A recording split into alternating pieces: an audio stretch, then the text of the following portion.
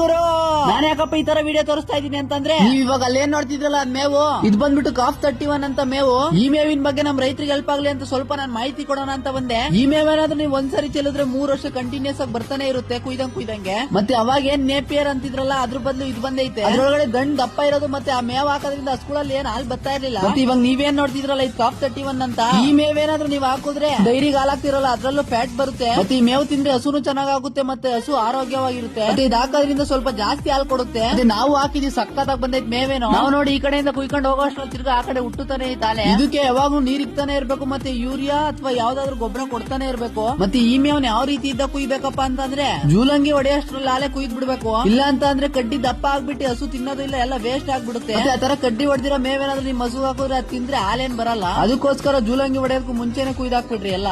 ಮತ್ತೆ dairy farm ಮಾಡೋರ್ಗಂತೂ ಒಳ್ಳೆ ಮೇವ್ ಅಂತಾನೆ ಹೇಳ್ಬೋದು ಇದು. ನಿಮಗ್ ಮುಂಚೆ ಈ ಮೇವಿನ ಬಗ್ಗೆ ಗೊತ್ತಿತ್ತಾ ಅಥವಾ ಈಗ ಗೊತ್ತಾಯ್ತಾ ಅನ್ನೋದನ್ನ ಕಮೆಂಟ್ ಹಾಕ್ಬಿಡಿ. ಮತ್ತೆ ಯಾರಾದ್ರೂ ಮೇವ್ ಬೆಳೆದಿದ್ರೆ ಈ ತರದ್ದು ಕಮೆಂಟ್ ಹಾಕ್ಬಿಡಿ ಯಾವ ತರ ಇರುತ್ತೆ ಅಂತ. ಮತ್ತೆ ನನಗೆ ಗೊತ್ತಿರೋ ಮಾಹಿತಿ ನಾನು ತಿಳಿಸಿದೀನಿ ಅಷ್ಟೇ. Thank you for watching.